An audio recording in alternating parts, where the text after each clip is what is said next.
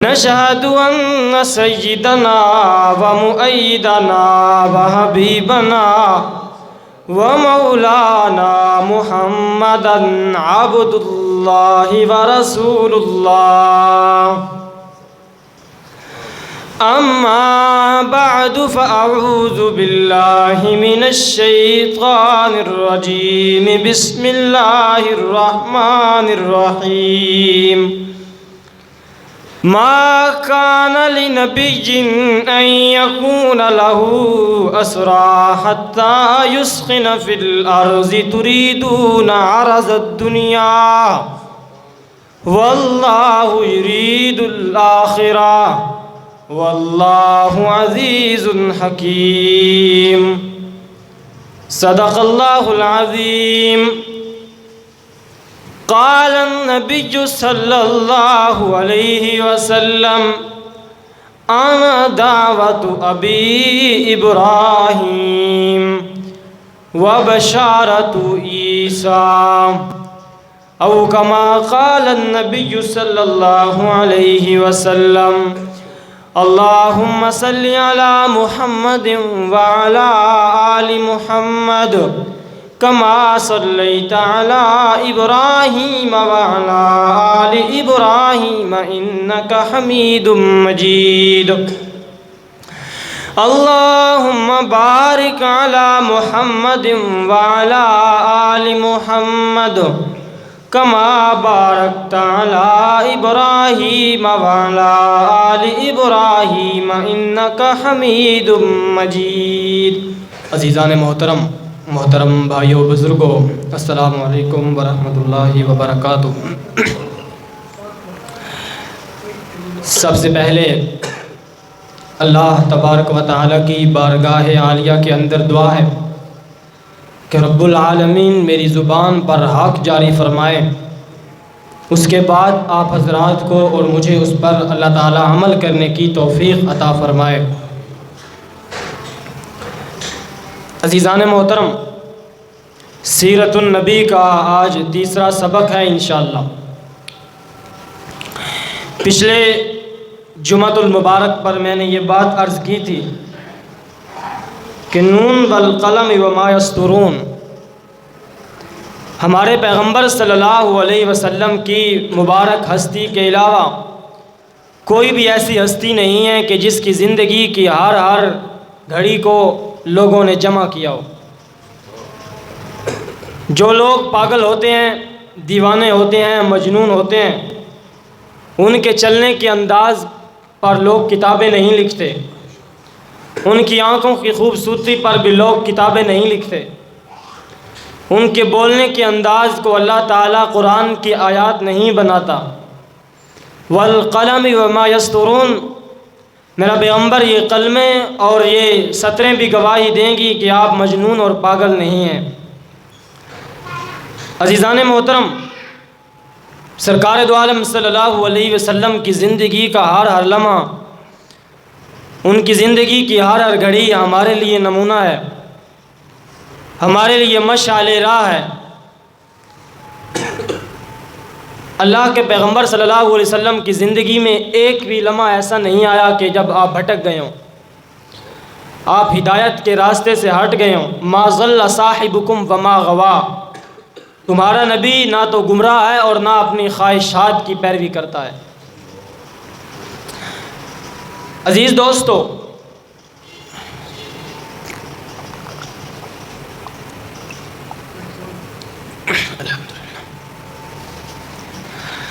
رسول اللہ صلی اللہ علیہ وسلم کی ولادت مبارک 22 اپریل 571 عیسوی سوموار والے دن اللہ کے پیغمبر صلی اللہ علیہ وسلم سحری کے وقت یا سحری کے وقت سے تھوڑا بعد سورج کی کرنوں کے ساتھ رسول اللہ صلی اللہ علیہ وسلم اس دنیا کے اندر تشریف لائے. پھر آپ کچھ عرصہ وہ رضاعت والا میں نے واقعہ آپ کے سامنے ذکر کر دیا تھا. 4 سال تک آپ حضرت دائی حلیمہ سعدیہ رضی اللہ تعالی عنہا کے پاس رہے. 4 سال کا جب عرصہ گزر گیا تو یہی مدت ہوتی تھی کہ دائیاں اس مدت کے بعد بچے کو اپنے گھر والوں کے حوالے کر دیا کرتی تھیں. حضرت آمینہ نے پیغام بھیجا حضرت حلیمہ کو کہ 4 سال ہو گئے ہیں محمد کو، اب واپس مکہ آ جانا چاہیے۔ اس کی 2 وجہ ہوتی تھیں۔ ایک وجہ یہ تھی کہ بچے کو دائیاں اس لیے لے جاتی تھیں کہ اس کو دودھ پلائیں، دوسرا یہ کہ ایک عربی زبان جو ہے وہ فصاحت اور بلاغت کے ساتھ وہ سیکھے گا، کیونکہ جو گاؤں ہوتے ہیں ان میں جو زبان ہوتی ہے وہ اصل موجود ہوتی ہے۔ اب بھی شہروں کے اندر جو پنجابی بولی جاتی ہے نا وہ مکس سی پنجابی ہوتی ہے، کوئی کدھر سے آیا کوئی کدھر سے۔ جو گاؤں کے اندر پنجابی ہوتی ہے وہ ٹھوس پنجابی ہوتی ہے۔ یہی فرق اسی وقت بتا کہ عربی جو گاؤں کے اندر بولی جاتی تھی وہ اصل کے اندر موجود تھی۔ تیسری وجہ یہ تھی کہ جو شہر ہوتے ہیں ان کے اندر وبائی امراض زیادہ ہوتی ہیں۔ اب بھی آپ دیکھیں یہ ڈینگی وغیرہ شہروں میں ہوتا ہے، وبائی امراض جو ہوتی ہیں یہ شہروں میں زیادہ ہوتی ہیں، اس لیے لوگ اپنے بچوں کو گاؤں کے اندر بھیجتے تھے کہ وبائی امراض سے جو ہے وہ بچ جائے۔ تو یہ مرضیں جو ہیں یہ بچوں کو چھوٹی عمر میں لگتی ہیں، جب تھوڑے بڑے ہو جاتے ہیں تو پھر ان کے اندر یہ تھوڑی قوت زیادہ ہو جاتی ہے برداشت کی۔ تو 4 سال کے بعد حضرت حلیمہ نے رسول اللہ صلی اللہ علیہ وسلم کو اپنے ساتھ روانہ کیا، مکہ لے کر آئیں حضرت آمنہ کے پاس۔ لیکن حضرت حلیمہ نے حضرت آمنہ سے عرض کیا کہ میرا یہ دل ہے کہ محمد کچھ عرصہ اور میرے پاس رہیں، کیونکہ حضرت حلیمہ محمد صلی اللہ علیہ وسلم کی برکات اور ان کی زندگی کو دیکھ کر ان کی زندگی کے اندر بھی بدلاؤ تھا نا، کہ جو اونٹنی تھی وہ بھی دودھ دینے لگ گئی، گھر کے اندر دودھ کی فراوانی ہو گئی، لوگوں کی اونٹنیاں چرنے جاتی تو بھوکی آتی، حضرت حلیمہ کی اونٹنی چرنے جاتی تو پیٹ بھر کے آتی۔ تو ان کا یہ خیال تھا کہ یہ ابھی میرے پاس کچھ عرصہ رہے۔ بہرحال حضرت حلیمہ نبی علیہ السلام کو پھر واپس اپنے پاس گاؤں کے اندر لے کر آ گئیں۔ اب 1 سال گزرا تھا یا سال سے بھی کچھ کم عرصہ گزرا تھا کہ واقعہ جو شق صدر ہے نا وہ پیش آیا۔ شق صدر کیا ہے؟ نبی علیہ الصلوۃ والسلام کے سینے مبارک کو چیرا گیا، چاک کیا گیا۔ واقعہ اس طرح ہوا یہ بچپن کے اندر کہ رسول اللہ صلی اللہ علیہ وسلم 2 روایات ہیں، ایک یہ ہے کہ بکریاں چرا رہے تھے، دوسرا یہ ہے کہ اپنے بھائی بہنوں کے ساتھ کھیل رہے تھے۔ تو جبریل امین اور ایک اور فرشتہ آیا، رسول اللہ صلی اللہ علیہ وسلم کے سینے مبارک کو درمیان سے انہوں نے چاک کیا۔ چیرنے کے بعد انہوں نے دل مبارک کو نکالا اور نکال کر ان کے پاس ایک سونے کا تشت تھال موجود تھا، اس کے اندر نور ایمان اور حکمت کی روشنی تھی۔ اس روشنی کو دل کے اندر ڈالا اور دل کو زمزم کے پانی کے ساتھ دھویا گیا۔ پھر اس دل میں سے ایک کالا لوتھڑا تھا وہ نکال کر باہر پھینکا اور فرمایا یہ دنیا کا حصہ تھا جو ہم نے آپ کے دل سے نکال دیا ہے۔ بخاری شریف کے اندر اور مسلم شریف کے اندر روایت موجود ہے، حضرت انس فرماتے ہیں کہ رسول اللہ صلی اللہ علیہ وسلم کے سینے مبارک پر میں نے وہ سلائیوں کے جو نشانات تھے وہ بھی دیکھے جو جبریل امین نے چیر کر پھر سلائیاں لگائیں۔ واقعہ شق صدر 2 مرتبہ ہوا، ایک یہ آپ کی عمر 4-5 سال تھی اور دوسرا یہ کہ جب رسول اللہ صلی اللہ علیہ وسلم معراج پر تشریف لے گئے، یہ دونوں مرتبہ ہوا۔ یہ مسلم نے بھی ذکر کیا، بخاری شریف نے بھی ذکر کیا، مشکات کے اندر بھی اس کا کچھ حصہ جو ہے وہ ذکر ہے، اور سیرت ابن اسحاق کے اندر تفصیل کے ساتھ اس کو ذکر کیا گیا۔ یہ میں تھوڑا سا آپ کے سامنے ذکر کرتا ہوں، اس کے اندر تھوڑی سی بات ہے عصمت انبیاء کے حوالے سے کہ انبیاء معصوم ہوتے ہیں غلطیوں سے۔ یہ ایک پوری بحث ہے 4-5 گھنٹوں کی، لیکن میں آپ کے سامنے 10 منٹ کے اندر انشاءاللہ اس کو ختم کروں گا۔ امام الانبیاء رحمت للعالمین صلی اللہ علیہ وسلم حضرت انس بن مالک رضی اللہ تعالی عنہ کو اپنے پاس بٹھاتے ہیں۔ فرمایا انس میرے سینے کو 2 مرتبہ چیرا گیا، 2 مرتبہ شق کیا گیا میرے سینے کو۔ اللہ کے پیغمبر نے فرمایا 2 آدمی آئے سفید لباس کے اندر، یہ پہلا واقعہ بچپن کا۔ 2 آدمی سفید لباس کے اندر میرے پاس آتے ہیں اور آ کر انہوں نے مجھے لٹایا۔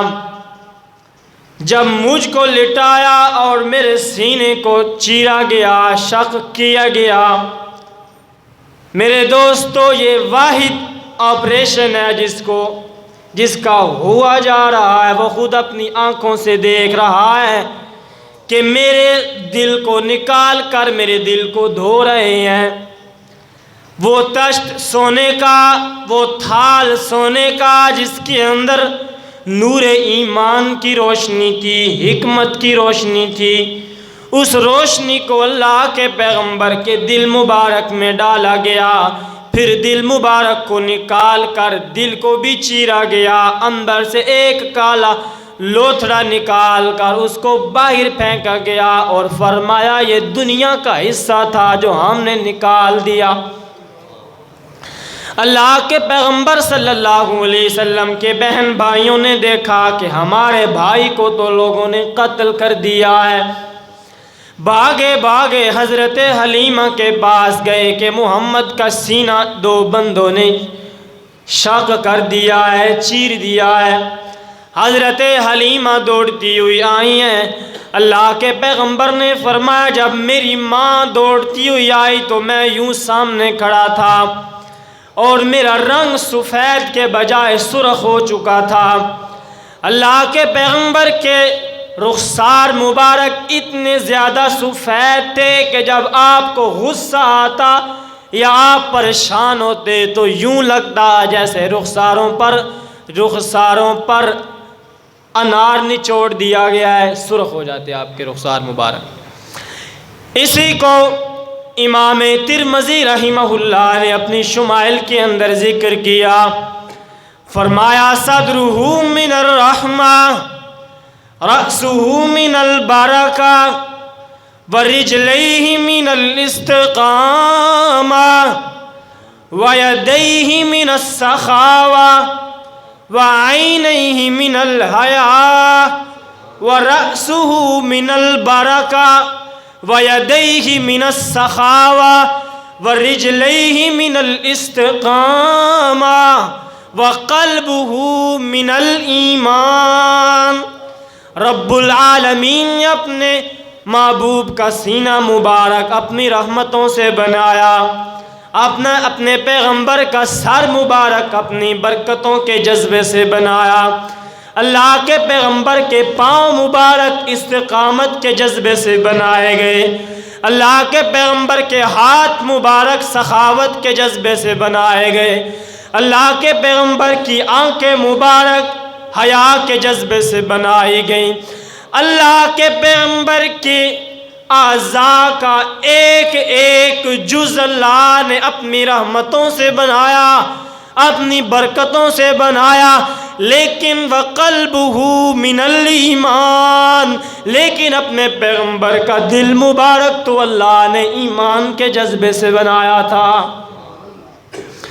امام ترمذی رحمہ اللہ نے ذکر کی ہے روایت کہ اللہ کے پیغمبر کا دل مبارک رب العالمین نے ایمان کے جذبے سے بنایا ہے، لیکن میرے دوستو جبریل امین نے اللہ کے پیغمبر کے دل مبارک سے جو لوتھڑا نکال کر باہر پھینکا تھا، یہ وہ دنیا کا حصہ تھا جو ہر انسان کو فطرت میں ملتا ہے۔ ہر انسان کو فطرت کے اندر دنیا کا بھی حصہ ملتا ہے اور اللہ کی رضا کا اور اللہ کی توحید کا بھی حصہ ملتا ہے۔ مسلم شریف کی روایت ہے کہ رسول اللہ صلی اللہ علیہ وسلم نے فرمایا ہر انسان کے ساتھ ایک شیطان ہے، اور صحابہ اکرام نے عرض کیا آپ کے ساتھ بھی شیطان ہے؟ تو اللہ کے پیغمبر نے فرمایا ہاں میرے ساتھ شیطان ہے، لیکن وہ مجھے برائی کی دعوت نہیں دیتا، وہ میرا تابع ہو چکا ہے، میری رحمت کو دیکھ کر، میری محبت کو دیکھ کر وہ مجھے برائی کی دعوت نہیں دیتا ہے۔ ایک بات ادھر سمجھ لیں، ایک مسئلہ ہے عصمت انبیاء کا، کیا انبیاء کرام علیہم السلام گناہ کرتے ہیں یا نہیں کرتے؟ اس پر پوری امت کا اجماع ہے کہ انبیاء جو ہوتی ہیں وہ گناہ نہیں کرتے، اور اس بات پر بھی اتفاق ہے کہ انبیاء کرام سے کچھ لغزشیں ہوئی ہیں جن کو آپ بھول کہہ لیں، اجتہادی خطائیں کہہ لیں، ان کو گناہ نہیں کہہ سکتے۔ یہ آپ گن لیں، حضرت آدم نے جنت کے اندر وہ میوہ کھایا، ایک۔ حضرت نوح نے اپنے بیٹے کے لیے، مشرک بیٹے کے لیے دعا کی، دو۔ حضرت ابراہیم نے اپنے مشرک باپ کے لیے دعا کی، تین۔ حضرت یونس نے اللہ کے حکم کے آنے سے پہلے، وہ سورہ یونس کے اندر ذکر ہے کہ قوم یونس پر جب عذاب آنے لگا تو اللہ نے حضرت یونس کو بتا دیا کہ کل تیری قوم پر عذاب آ جائے گا۔ تو حضرت یونس جو ہے اب اللہ نے دوبارہ حکم دوسرا دینا تھا کہ آپ اب نکل جائیں، عذاب آنے والا ہے، لیکن پہلا حکم جو آ چکا تھا کہ آپ کی قوم پر کل عذاب آ جائے گا، حضرت یونس نے اس پر ہی اجتہاد کیا، اپنی طرف سے اپنی رائے قائم کی اور اپنا علاقہ چھوڑ کر باہر چلے گئے۔ اور اس کے بعد حضرت یونس کو اللہ تعالیٰ نے مچھلی کے پیٹ کے اندر ڈال دیا۔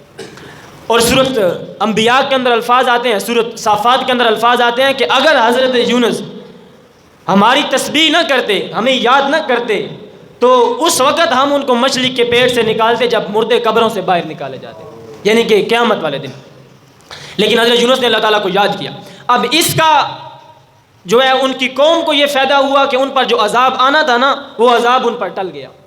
یہ ایک ہی ایسی قوم ہے پوری دنیا کی تاریخ میں کہ جس کو عذاب دکھا دیا گیا، اس پر عذاب آنے لگا تھا، لیکن انہوں نے اللہ سے دعا کی کہ یا اللہ ہم نافرمانی نہیں کرتے آئندہ، تو اللہ تعالیٰ نے ان سے عذاب کو اٹھا لیا۔ ایک ہی قوم ہے، اس کے علاوہ کوئی ایسی قوم نہیں۔ اور واقعتاً وہ جتنے لوگ بھی تھے قوم یونس، وہ اس کے بعد انہوں نے شرک نہیں کیا اور وہ ساری کی ساری قوم جو ہے وہ مسلمان ہو گئے، حضرت یونس ہو گئے۔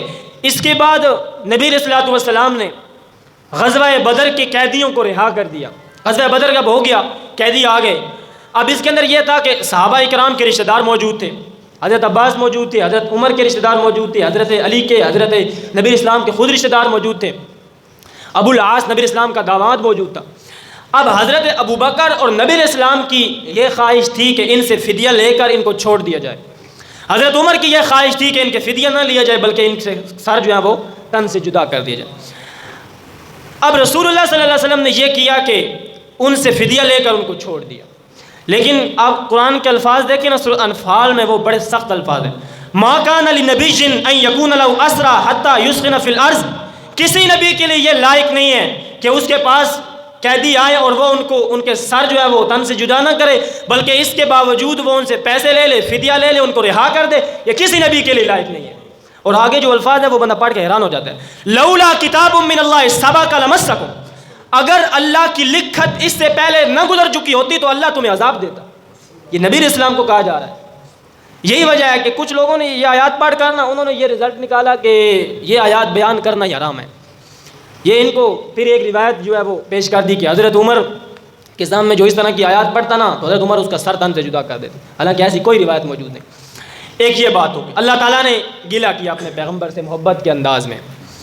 پھر دوسری جگہ وہ آپ کو واقعہ یاد ہوگا، وہ نابینا صحابی جب آئے، ام مکتوم، عبداللہ ابن ام مکتوم، رسول اللہ صلی اللہ علیہ وسلم اپنے صحابہ اکرام میں بیٹھتے تھے تو ان مشرکین نے کہا کہ ہم آئیں گے تو آپ ان کو نہ بٹھائیں۔ یہ بات ان کی رسول اللہ نے نہیں مانی، لیکن ایک مرتبہ اللہ کے پیغمبر بیٹھے ہوئے تھے، ان کو تبلیغ کر رہے تھے، مشرکین کو سردار بیٹھے تھے، تو اتنے میں عبداللہ ابن ام مکتوم جو ہیں وہ آئے لاٹھی ٹیکتے ٹیکتے اور فرمانے لگے مجھے ایک مسئلہ درپیش ہے، مجھے ایک مسئلہ درپیش ہے، وہ بتائیے۔ اب رسول اللہ نے ان کو نہیں کہا کہ آپ کیوں آئے ہو یا اس طرح کی کوئی بات نہیں کی، لیکن تھوڑا سا ناگواری کا اظہار کیا کہ میں ادھر گفتگو کر رہا ہوں، اور یہ کیونکہ انہیں تو نہیں پتہ تھا کہ رسول اللہ جو ہے وہ گفتگو کر رہے ہیں۔ اب یہ بات جب ہوئی تو اللہ تعالیٰ نے پھر دیکھیں کیا فرمایا، فرمایا عبس و تولی، اس بندے نے تیوری چڑھائی اور رنگ کو تبدیل کیا۔ یہ اللہ کے پیغمبر کو فرمایا جا رہا ہے، عبس و تولی، اس بندے نے تیوری چڑھائی، تھوڑا سا ناگوار سمجھا، ان جاءہ الاعمی، اس لیے کہ اس کے پاس ایک نبینا آیا مسئلہ پوچھنے کے لیے۔ اب یہ ایک واقعہ ہے جو رسول اللہ صلی اللہ علیہ وسلم کو تھوڑا سا اللہ تعالیٰ نے گلے شکوہ تو اپنے سے ہوتا ہے نا، شکوے کے انداز میں اللہ تعالیٰ نے جو ہے اپنے پیغمبر کو تھوڑا سی ڈانٹ پلائی۔ سورۃ بنی اسرائیل کے اندر ایک آیت ہے، وہ سنیں۔ اللہ فرماتے ہیں لولا ان ثبتناک لقد کدت ترکن الیہم شیئا قلیلا، میرا پیغمبر اگر ہم آپ کو ثابت قدم نہ رکھتے نا تو آپ ان مشرکین کی طرف تھوڑا سا جھک جاتے۔ حالانکہ رسول اللہ جھک نہیں سکتے، یہ اللہ کے پیغمبر کی رحمت کی طرف اشارہ کیا جا رہا ہے کہ وحی کے اندر تو آپ کوئی نرمی ان سے نہیں کر سکتے، لیکن آپ ویسے اپنی رحمت کے ساتھ ان کی طرف جھک جاتے۔ اور آگے کیا فرمایا؟ آگے فرمایا ضعف الحیات و ضعف الممات ثم لا تجد لک علینا نصیرا، اگر آپ اس طرح کرتے تو اللہ تعالیٰ آپ کو دنیا و آخرت میں دگنا عذاب دیتا اور آپ کا کوئی مددگار نہ ہوتا۔ یہ رسول اللہ کو کہا جا رہا ہے، لیکن ایسا ہو نہیں سکتا۔ اللہ کے پیغمبر کو نہ اللہ تعالیٰ عذاب کبھی دیں گے، نہ اللہ کے پیغمبر کبھی گناہ کریں گے۔ یہ امت کو بتایا جا رہا ہے کہ ان کفار کے ساتھ محفل کرنے کی کوئی ضرورت نہیں ہے۔ ایک یہ بات ہو گئی۔ اب یہ اس طرح کی آیات اور بہت ساری ہیں، یہ میں نے اکٹھی کی ہیں بہت ساری، ان کے بارے میں ایک بات سمجھ لیں، یہ جتنی بھی آیات ہیں یہ اس لیے نہیں ہے کہ ہم پڑھ کر لوگوں کو گمراہ کرتے پھریں، یہ اس لیے ہے کہ رسول اللہ اللہ تعالیٰ اپنے رسولوں کے واقعات، اپنے رسولوں کی حالات اس طرح کے بیان کر کے یہ بتانا چاہتے ہیں کہ میرے رسولوں پر بھی جب مشکل آتی تھی، ان پر جب مشکل حالات آتے تھے تو وہ بھی مجھے پکارتے تھے، وہ بھی مجھے یاد کرتے تھے، اور پھر میں ہی ان کی لغزشوں کو معاف کیا کرتا تھا۔ ایک تو یہ بات۔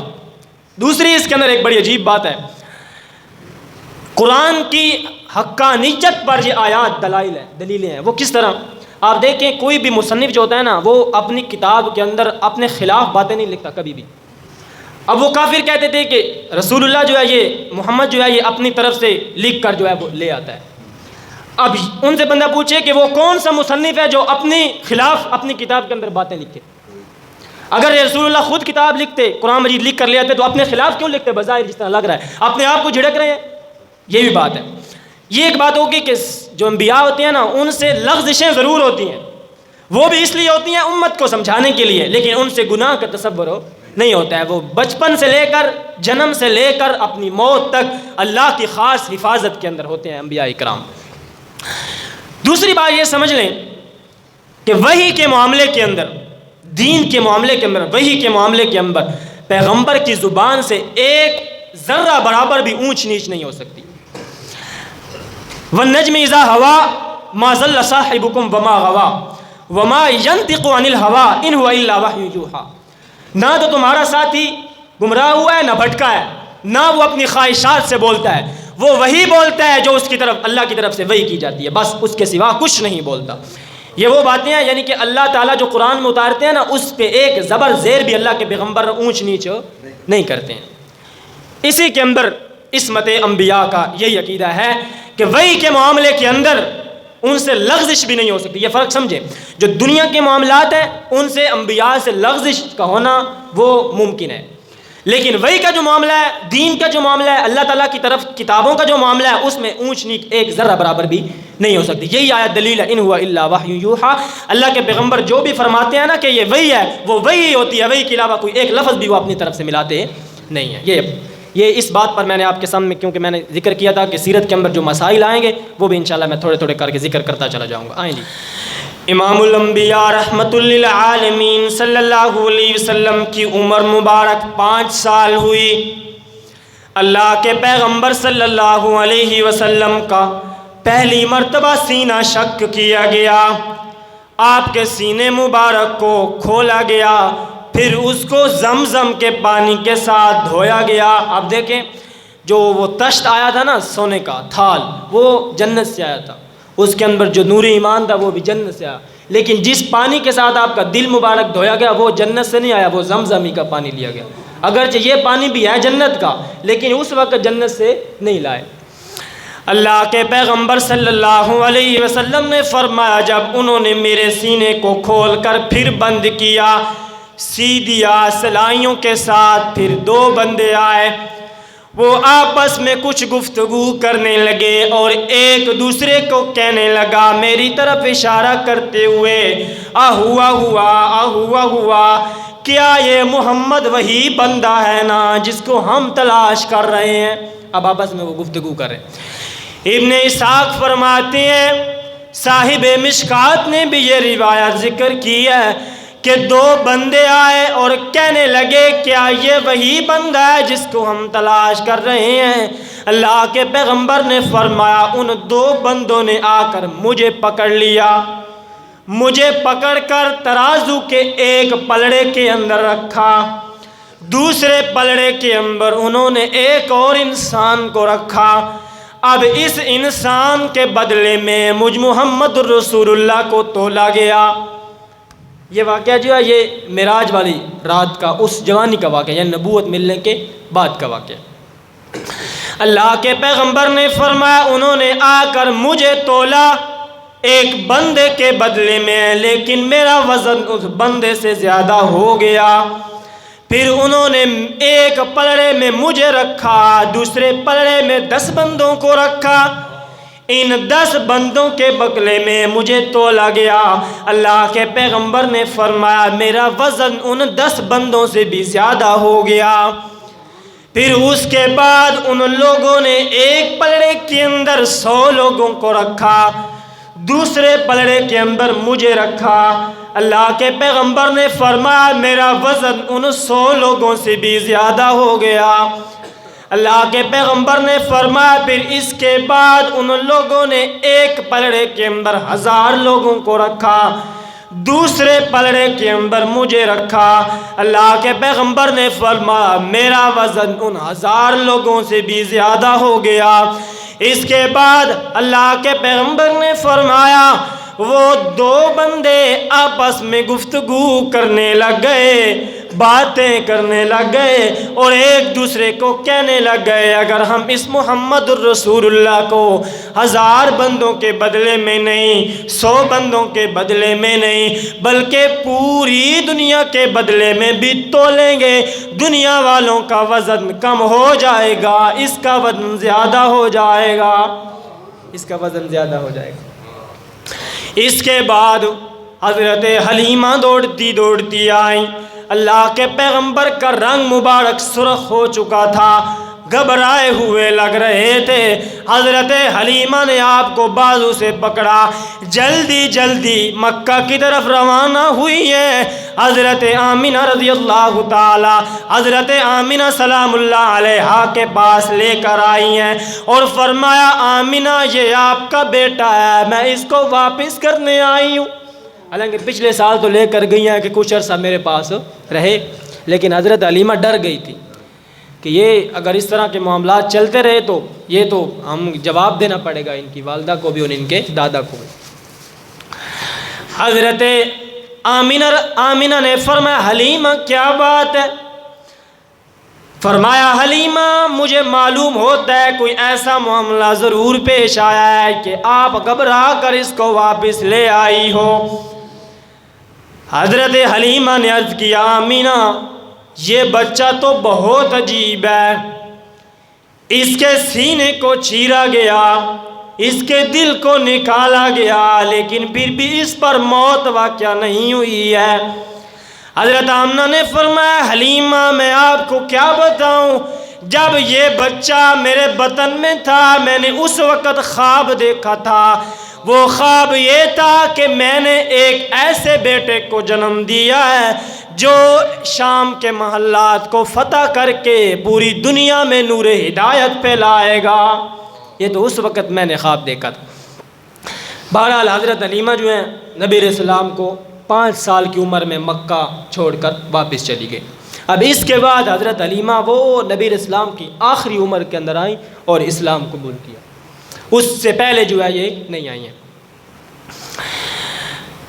اب رسول اللہ صلی اللہ علیہ وسلم ایک سال تک اپنی ماں کے ساتھ رہے، حضرت آمنہ کے ساتھ، بس پوری زندگی میں 1 سال ہی رہے ہیں، کیونکہ جب پیدا ہوئے ولادت ہوئی تو کچھ عرصے کے بعد حضرت حلیمہ لے کر چلی گئی، پھر اب آئے ہیں، اب 1 سال کے بعد حضرت آمنہ کا انتقال ہو جائے گا۔ حضرت آمنہ جو حضرت عبداللہ تھے نا ان کی قبر میں نے آپ کو بتایا تھا مدینہ میں ہے۔ حضرت آمنہ اب مدینہ کی طرف سفر طے کرتی ہیں جی، اس لیے کہ ان کے میکے بھی ادھر تھے اور حضرت عبداللہ کی قبر مبارک بھی ادھر ہی تھی۔ اب ادھر 2 روایات ہیں، ایک یہ ہے کہ حضرت آمنہ، ام ایمن اور نبی علیہ السلام یہ 3 بندے جو ہیں یہ مدینہ گئے۔ دوسری یہ ہے کہ حضرت آمنہ، نبی علیہ السلام، ام ایمن اور عبد المطلب بھی ساتھ تھے۔ یہ جو دوسری روایت ہے نا یہی زیادہ مضبوط ہے، اس لیے کہ جو پاک دامن عورتیں ہوتی ہیں نا اور عزت دار گھر کی عورتیں ہوتی ہیں وہ اکیلے سفر نہیں کیا کرتی۔ یہ اپنے گھروں میں جا کر آپ بات بتائیں کہ جو عزت دار خاتون ہوتی ہیں وہ بازار میں اکیلے نہیں جاتی اور سفر پر بھی اکیلے نہیں جاتی ہیں، اپنے محرم کو ساتھ لے کر جاتی ہیں کہیں بھی جانا ہو۔ تو حضرت آمنہ، ام ایمن اور عبد المطلب جو ان کے سسر تھے ان کو ساتھ لے کر گئی ہیں مدینہ کی طرف عبداللہ کی قبر کی زیارت کے لیے اور اپنے میکے کے پاس۔ ادھر حضرت آمنہ 1 مہینہ انہوں نے قیام کیا۔ ابن اسحاق فرماتے ہیں 1 مہینے کے بعد حضرت آمنہ اللہ کے پیغمبر کو ساتھ لے کر، ام ایمن کو ساتھ لے کر، عبد المطلب کو ساتھ لے کر آئی ہیں۔ مقام ابوا پہ جب پہنچی ہیں تو حضرت حلیمہ کی، حضرت آمنہ کی طبیعت خراب ہوئی ہے۔ ان کو سیرت نگاروں نے لکھا ہے کہ دل کا جو دورہ ہوتا ہے نا وہ پڑا تھا، کیونکہ اچانک جو طبیعت خراب ہوتی ہے وہ یہی ہوتا ہے۔ دوسری بات یہ سمجھے مقام ابوا، یہ ابھی آپ دیکھیں گے نا سیرت کی کتابوں پر اس کا نقشہ بنا ہوا ہے، یہ اس وقت بھی جنگل کے اندر تھا، ابھی بھی اگر آپ میپ پر سرچ کریں تو یہ جنگل کے اندر ہے، ابھی بھی ادھر کوئی آبادی وغیرہ نہیں ہے، کیونکہ یہ راستے ایسے راستے میں ہے جو راستہ مکہ اور مدینے کی جو ابھی انہوں نے بنایا نا وہ سڑک اس پر بھی نہیں ہے، کیونکہ وہ سڑک جو ہے نا جو مکہ اور مدینے کی ہے وہ سڑک انہوں نے بنائی ہے جو نبی اسلام نے ہجرت کا راستہ کیا تھا نا، یہ اس نقشے پر بنایا ہے۔ اور جو آمینہ اور عبد المطلب اور ام ایمن یہ جو آئے تھے نا واپس اور گئے تھے، یہ وہ راستہ نہیں تھا، یہ جنگل کا راستہ تھا۔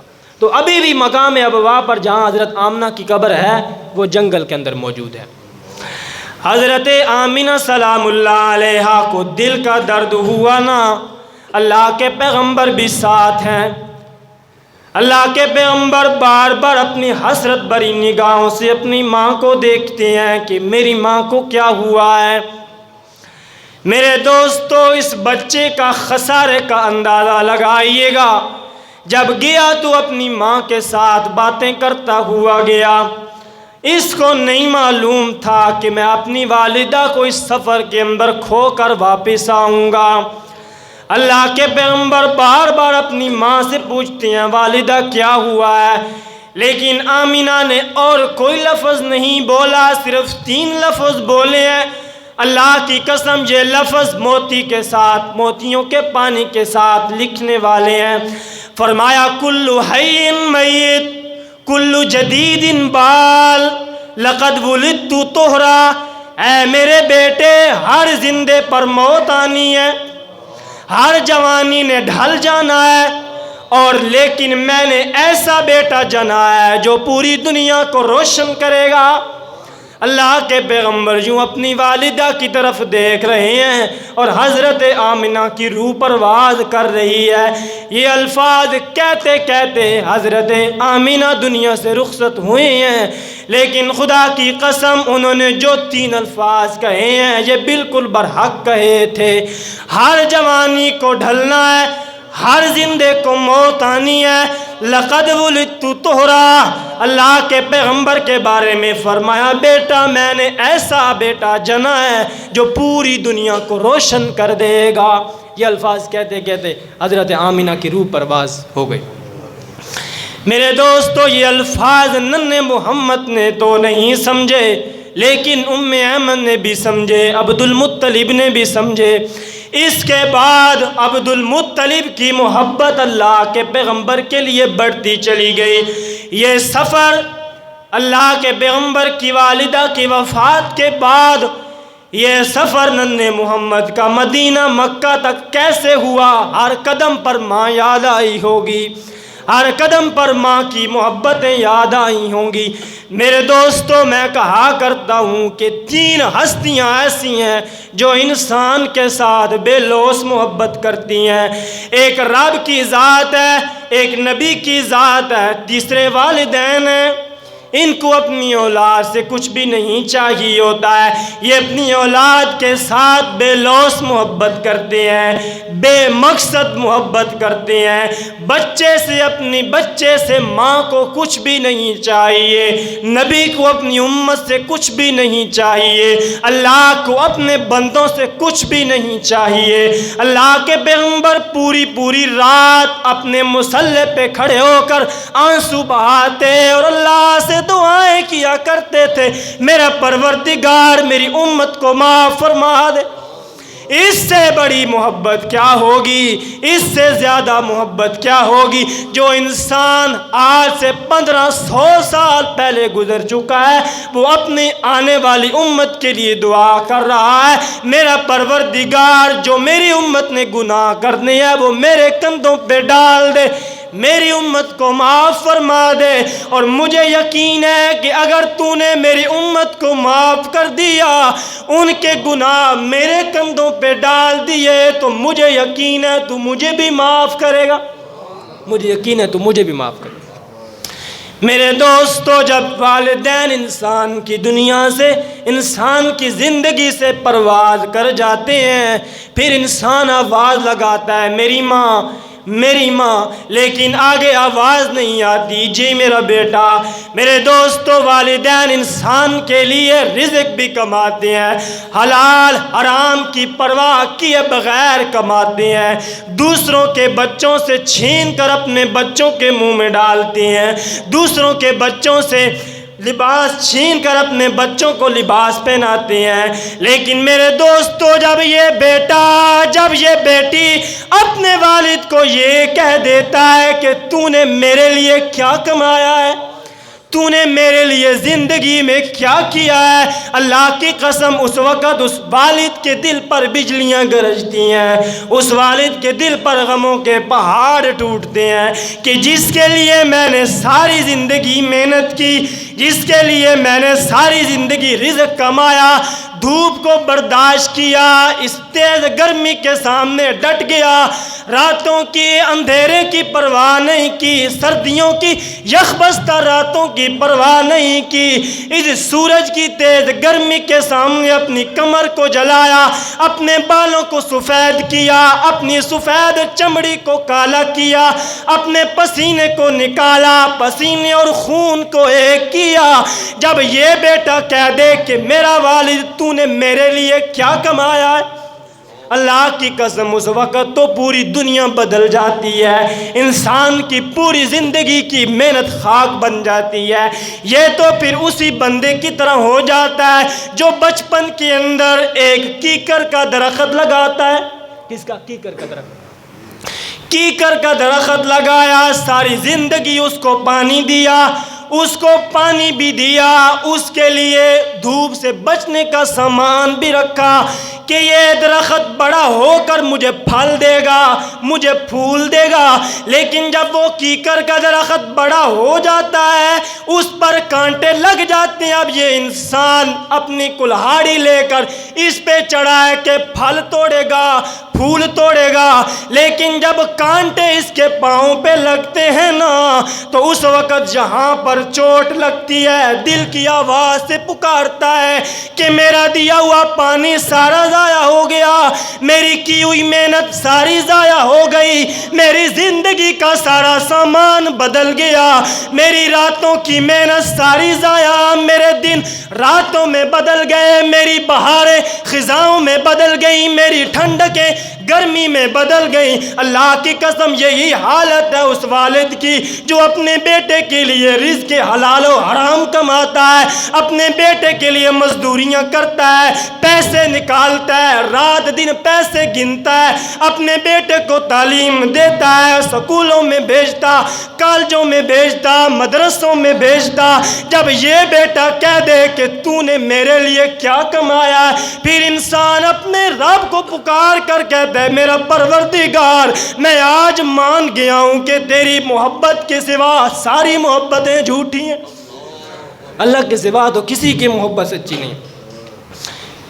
اپنے والدین کی قدر کیجئے گا، جب یہ دنیا سے چلے جاتے ہیں تو پھر یاد آتی ہیں انسان کو، پھر ان کی باتیں یاد آتی ہیں، ان کی نصیحتیں یاد آتی ہیں، لیکن وہ وقت گزر چکا ہوتا ہے، چڑیاں کھیت چگ چکی ہوتی ہیں، حالی حل چلا چکا ہوتا ہے، پانی ڈال کر نئی فصل کو تیار کیا جا چکا ہوتا ہے، پھر انسان جتنی بھی آوازیں لگائے میری ماں تو کہاں ہے، میرا والد تو کہاں ہے، جب انسان کی اپنی اولاد ستاتی ہے، انسان کے بیوی بچے نافرمان ہوتے ہیں، پھر ماں کو آواز لگاتا ہے میری ماں تو کہاں ہے، لیکن ماں تو قبر میں ہوتی ہے، ماں تو قبر میں ہوتی ہے۔